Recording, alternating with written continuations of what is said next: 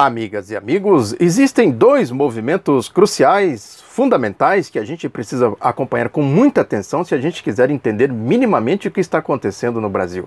É o binômio que eu tenho falado aqui, o binômio economia e política. Por trás de toda a confusão política que eles criaram, que o golpe criou, tem interesses econômicos. É importante a gente partir dessa premissa. Mesmo quando eles dizem que não estão fazendo política, que é o caso da mídia, o que eles mais estão fazendo é política.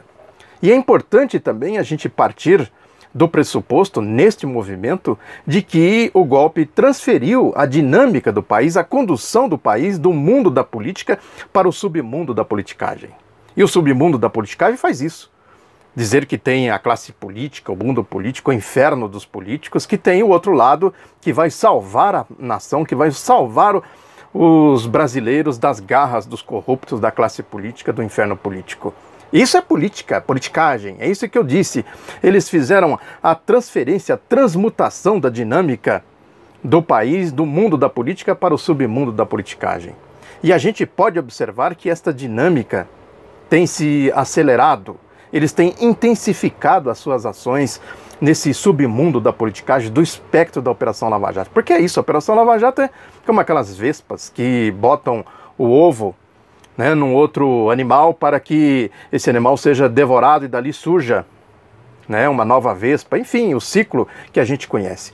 A Operação Lava Jato é exatamente essa vespa para destruir o Estado Democrático de Direito por dentro, para acabar com o Estado Democrático de Direito. Um mini-estado fascista tem todas as características que a gente conhece aí de um Estado fascista, de um Estado de exceção, que atropela a Constituição, atropela o Estado Democrático de Direito. E a gente também precisa observar que tudo isso tem uma espécie de alicerce, uma correia de transmissão, melhor dizendo, que é exatamente a mídia. E é só a gente observar as pautas da mídia. O que a mídia tem tratado, como que ela tem tratado essas questões fundamentais e essenciais para o país. Quais são os assuntos que eles estão aí dando ampla divulgação? E quais os assuntos que eles estão omitindo? Tem, por exemplo, hoje, lá em Santa Catarina, vai ter uma homenagem àquele reitor que se suicidou, vítima desses fascistas da Operação Lava Jato, o Luiz Carlos Cancellier. Vai ter lá um ato, inclusive vai ser lançado um livro. Aliás, eu peço aqui, se alguém tiver condições de me mandar esse livro, pelo menos indicar onde eu encontro esse livro, que chama-se, pelo que eu estou lendo aqui, é um livro e um documentário, na verdade, que chama Em Nome da Inocência, Justiça, que é um livro das editoras Insular e da editora da Universidade Federal de Santa Catarina. Também há uma completa omissão da mídia nesse manifesto que foi assinado aí por 237 pessoas, juristas, advogados, pessoas, enfim, que acompanham exatamente o comportamento desses fascistas da Operação Lava Jato. Que essa história aí, que o Ministério Público Federal pediu para ter acesso às gravações que o Sérgio Moro autorizou lá no escritório do advogado do Lula, o Roberto Teixeira, uma atitude legal. Inclusive o Teori Zavascki tinha pedido explicações para o Moro pediu desculpa, dizendo que tinha se enganado na hora de gravar, pensando que estava gravando o escritório das palestras do Lula, acabou gravando mentira, deslavada, porque a operadora avisou ele que aquele escritório não era o que ele estava querendo grampear. Aí saiu com essa desculpa. Veja, é a desfaçatez, a desonestidade, enfim, tudo isso. Agora, o manifesto completamente ignorado pela mídia. Por que eles fazem isso? É a certeza da impunidade que eu tenho falado aqui. Eles se acham os reis, os donos do mundo, cometem todo tipo de crimes, de corrupção, todo tipo de abusos, e fica por isso mesmo. Ninguém vai punir essa gente enquanto persistir esse regime golpista. Esta que é a questão. Veja o outro caso aí, por exemplo, essa história de pedir o confisco de 24 milhões de reais do ex-presidente Lula, do seu filho, coisa do tipo, da família. Não seria mais lógico se fosse sério, estou dizendo aqui. Não estou falando dessa gente aí que não tem seriedade nenhuma. Se fosse sério, tem aqui, descobrimos 24 milhões, você explique aí os 24 milhões. Se você não explicar, nós vamos confiscar.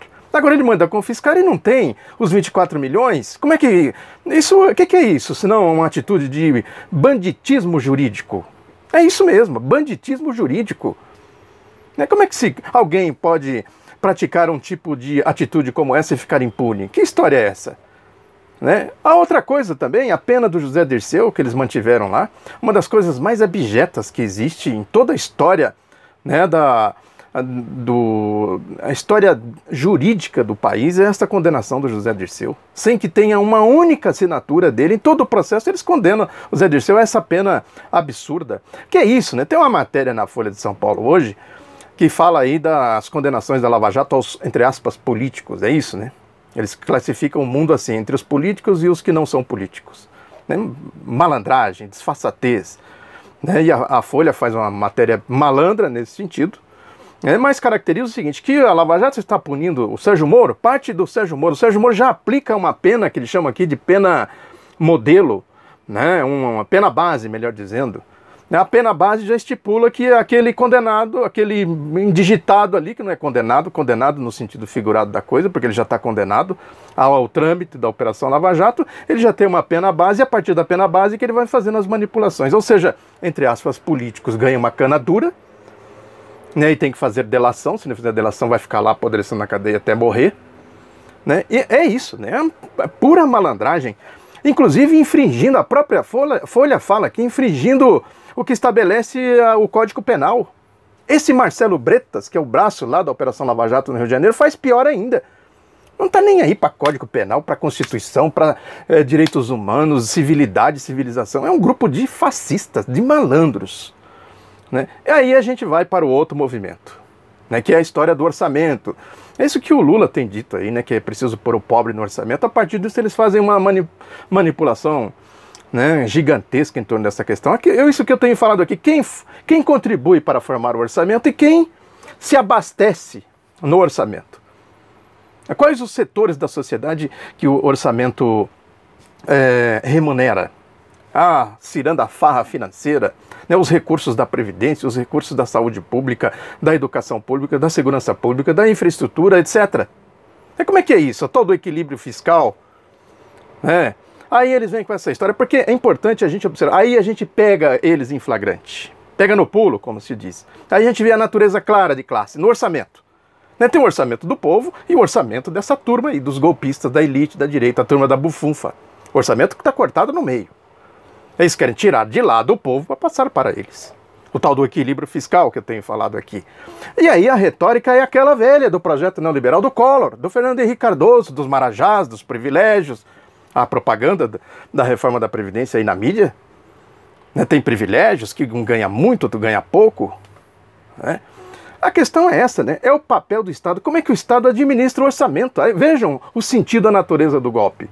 Aí tem essa história desse estudo do Banco Mundial, que a mídia está fazendo um estardalhaço com isso, né, que recomenda aí corte em programas sociais, que recomenda o pagamento de mensalidades nas universidades públicas, entre aspas, para quem pode pagar. Quem é que pode pagar? Como é que define isso? E tem também essa história dos privilégios da Previdência. Aí vai para cima do funcionalismo público, que o Estadão também faz uma matéria nesse sentido, comparando a diferença em outros países, sem mencionar uma questão básica. Quanto ganha um trabalhador privado e quanto ganha um trabalhador do serviço público no Brasil em comparação com outros países? Esta comparação que devia ser feita. Qual é a participação desse conjunto de trabalhadores no PIB, na produtividade? Esta é a conta que precisa ser feita, que eles passam longe disso. Aí a gente vê o sentido de classe. Tem o mundo deles, que é o clube privado, a turma aí da bufunfa, da lama, da corrupção, da sem-vergonhice, né? Essa elite escravagista. Né? Esse é o mundo, ninguém toca nesse mundo, é o mundo deles. E tem o mundo da classe trabalhadora, né? Tem aí as classes intermediárias, a chamada classe média, que fica aí, né, pensa como burguês e vive como capitão do mato. Né? Mas são setores aí que estão mais cooptados ideologicamente pelo mundo da direita, da elite. Agora, eles dividem a sociedade claramente assim. A classe trabalhadora tem aposentadoria, e tem dentro da classe trabalhadora que tem aposentadoria, tem o que eles chamam de privilegiados, né? Se comparado com eles, né? Mesmo com trabalhadores de outros países, pode-se dizer que são privilegiados, ou seja, eles querem nivelar por baixo. Traz todo mundo para baixo. Os que ganham menos, os que ganham mais, que são os privilegiados, joga para baixo, para todo mundo ganhar. É lógica clara, né? Clara, evidente, de luta de classes, sentido de classe. né? E o Banco Mundial, aí a mídia faz todo um estardalhaço com isso, né? Escudado nesse estudo do Banco Mundial, que foi pedido, aliás, pelo Joaquim Levy, aquele desastre que foi a tentativa da Dilma de fazer o ajuste fiscal no final do seu governo, né? Ameaçada com a faca no pescoço pelos golpistas, pela direita, né? Pela mídia. Ela tentou fazer uma manobra desastrada ali. E agora, por que surgiu agora o estudo do Banco Mundial? Exatamente quando se trava esse debate sobre a reforma da Previdência. Essa ofensiva dos golpistas para fazer a reforma da Previdência. Não é muita coincidência? Né? Seria muita ingenuidade a gente acreditar nisso. E a coisa vai por aí afora, né? Tem vários elementos desse estudo do Banco Central, que aliás tem um nome indecente, um ajuste justo. Justo para quem? Para quem? Né? E a gente pega isso, né, vai analisando, destrinchando, vai vendo as coisas. Na guerra de facções, por exemplo, a gente vê isso nitidamente. O PSDB, por exemplo, essa ala do Grupo Globo que defende que o PSDB saia do governo golpista, do Michel Temer, diz que é o seguinte, tem que ficar lá os que eles chamam de técnicos, os quadros técnicos, que é o presidente da Petrobras, olha só, o Pedro Parente, neoliberal, entreguista, malandro, antigo, né, e a secretária executiva do MEC, Maria Helena Guimarães. Por que eles querem que ficam esses aí? Olha aí o sentido de classe que eu tenho falado aqui, da malandragem da direita. É preciso entender, né, o fundamental é esse, é preciso observar o sentido de classe do golpe, observar a sua ideologia, o conjunto de ideias da direita que conduz o processo golpista. Né, claramente a gente vê essa dicotomia, essa oposição. Né, é aí que entra as táticas, a necessidade de se organizar a resistência ao golpe. É a partir desse ponto de vista, desses dados, da compreensão desses dados, da natureza ideológica, da natureza de classe do golpe. Muito obrigado pela atenção, divulgue Outro Lado da Notícia, um abraço, até a próxima.